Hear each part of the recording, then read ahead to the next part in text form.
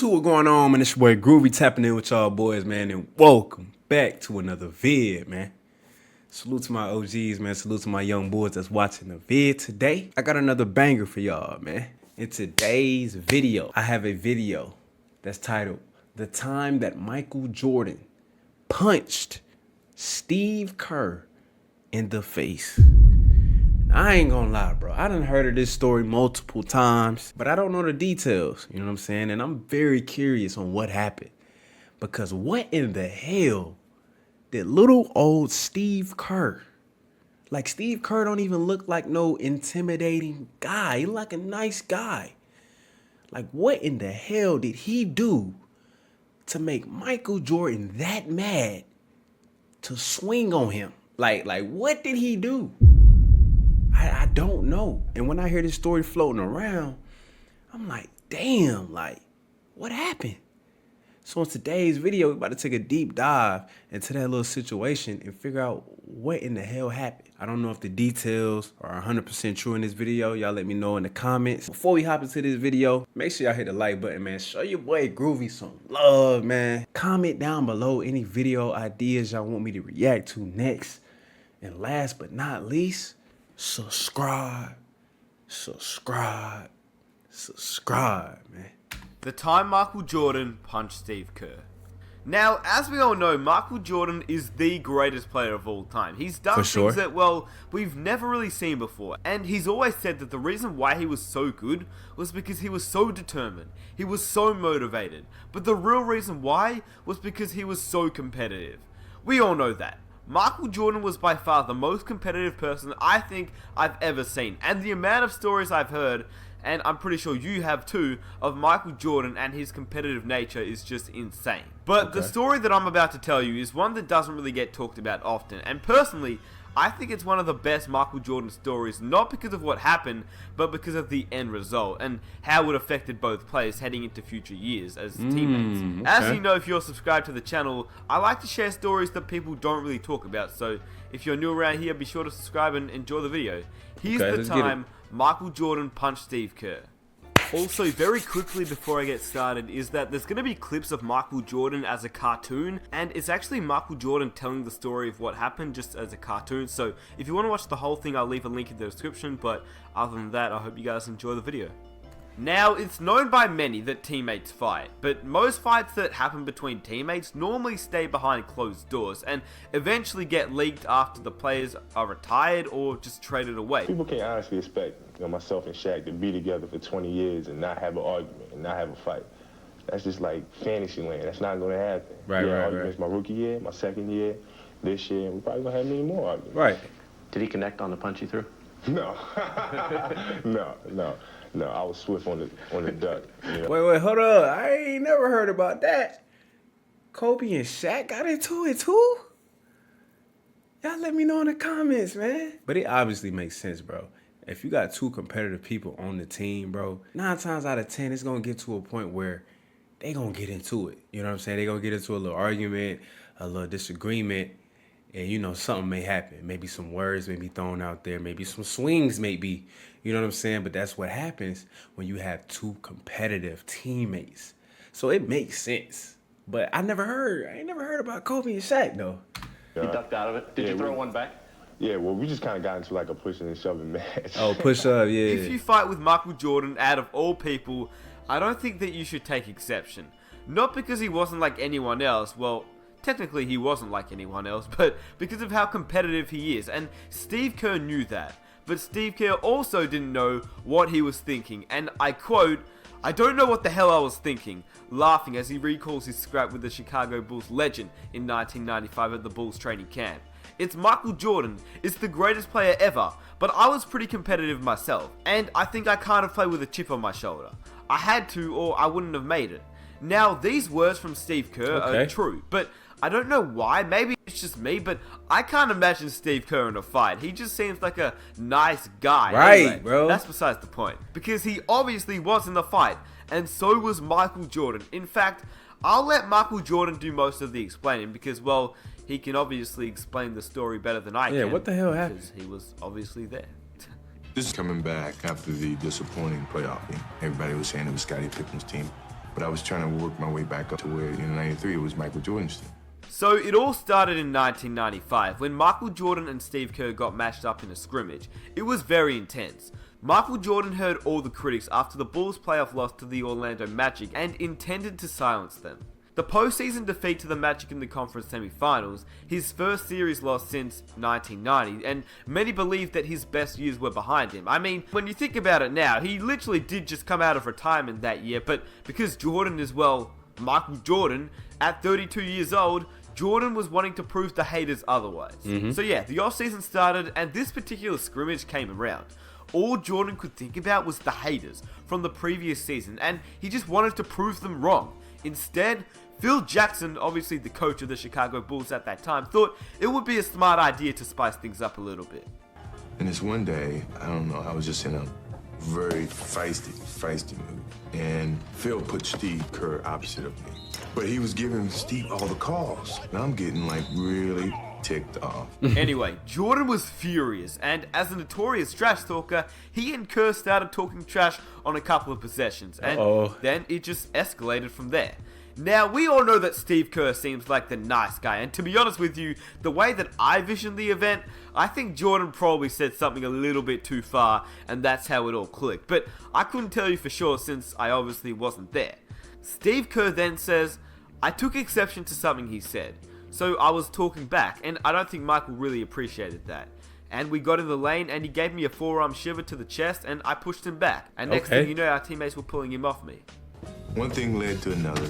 Next thing you know, I fouled him real hard. He fouls me real hard. And then before I knew it, I hauled off and just whacked it right in the eye. All the comments of people saying that my skills had eroded and I wasn't the same Michael Jordan, and I was letting everything go. Of course, Steve Kerr got the worst part of the incident. I mean, he ended up with a black eye, but that's pretty much what happened to both. He gave my boy Steve Kerr a black eye. In the comments down below, y'all think MJ took it too far though?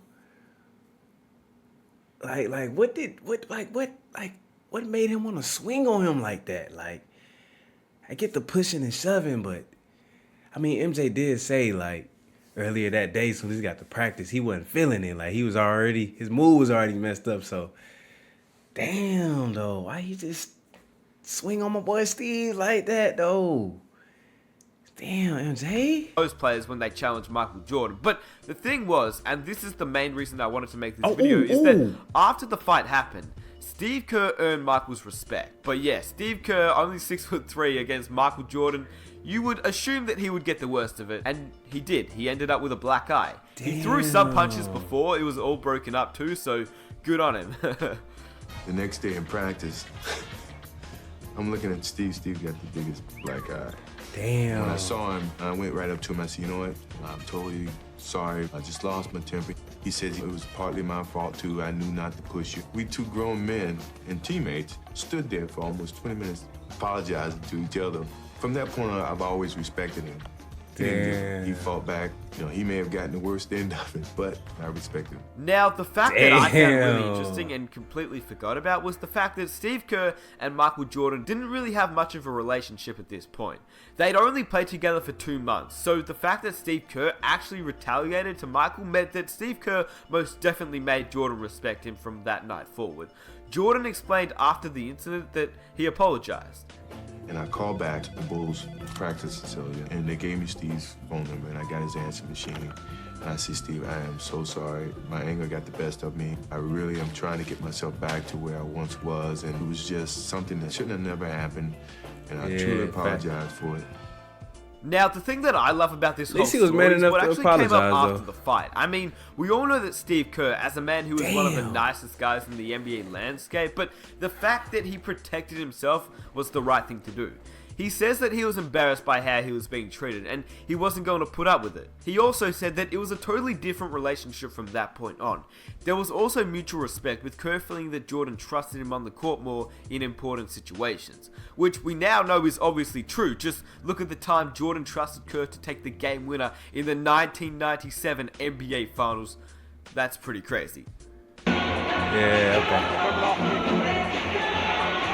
Maybe that kind of did help their relationship. 6 seconds. 5. Michael in traffic to Kerr. 15-footer. That's a big shot. That's dope to see, though, man. The fact that they, hashed it out, they were able to be men, talk it out. And obviously you see a moment like that, that's dope. It's a lot of people out there that will not put their pride to the side, especially after an event like that. Somebody just socking you in your face. It's only a very few people that can just put their pride to the side and, keep another foot forward and to keep going to a certain goal. So I salute Steve Kerr for that. And salute the Mike, too, for putting his pride to the side and apologizing. You know what I'm saying? Because there's a lot of men out here that won't apologize after some stuff like that either. You know what I'm saying? So salute to them boys, man. You know what I'm saying? As y'all can see, man, they won another chip. Now, it has to be said, the Bulls couldn't have been great without their immense talent of Jordan, Pippen, and Rodman, but they couldn't have been historic without coming together with players like Steve Kerr, Kukoc, and Ron Harper. The Chicago Bulls avoided major issues after the Kerr-Jordan incident and never lost more than 2 games in a row, taking on the characteristics of its coach and its leader. The same relentlessness that produced the training camp tussle led to arguably the best season of all time. After the incident, the Chicago Bulls finished with a 72-10 record, which lasted as the greatest record of all time until obviously the Golden State Warriors beat it. But, I mean, the Bulls won a ring, so I still say it's the greatest record of all time. Now, from the NBA landscape and the outside world, from afar we don't really see what goes on in practices, and we're pretty much unaware of the little day-to-day arguments, but I can almost guarantee you that fights like this, maybe not to this extreme, but fights like this do happen a lot of the time, and it's not always a bad thing. It's just 2 players, 2 competitive players just getting into it, and I think it's honestly fine. I think we should maybe not hear more about it, but we should maybe sometimes get a little bit of insight from NBA players, because I think it's pretty cool hearing stories like this, and sometimes it can ultimately be the catalyst for creating tighter bonds, just like Michael Jordan and Steve Kerr. I honestly think that without the scuffle between Michael Jordan and Steve Kerr, the relationship between the 2 players probably wouldn't have been so strong. And I also want to mention the fact that Steve Kerr is probably one of the most genuine people in the basketball world. Whereas Michael Jordan, no matter how great he was as a player, which, I mean, he was obviously the greatest player of all time, he really wasn't the nicest bloke. And I'm pretty sure most of us know that. He was a great player, don't get me wrong. I'm not saying his basketball talent was not there. It was the greatest. He is the GOAT. But I'm saying, as a person, I don't think he was the nicest bloke. And that's just part of his nature. That's how he was. That's his competitive nature, and that's the reason why he was so good. That's just how he was. Ultra competitive. So I'm just saying, the next time you hear about 2 players getting into it at practice, maybe it's not because they hate each other, alright? Maybe it's the fact that it's just 2 competitive guys getting into it. And to be honest, it might even bring them closer together on the court. Definitely. And I hope you guys enjoy the video. I just thought it'd be a really interesting video for those that don't know about the time Michael Jordan punched Steve Kerr in the face. And to be honest with you, Kerr wasn't the only player Michael Jordan punched in the face, which is pretty he punched insane, more people in the face? That's who Michael Jordan was. If you enjoyed the video, please subscribe for more videos just like this. I honestly appreciate all the new subscribers. Nah, that's crazy. We've been getting a lot of new subscribers, which thank you guys so much for sticking around and enjoying the content. If you're new, be sure to subscribe. I think you guys will love this channel. And if you enjoyed this video, please leave a like, comment some of your own ideas that you'd like me to make a video on. All right, man, look. Michael Jordan punched somebody else in the face? Hey, y'all let me know, man.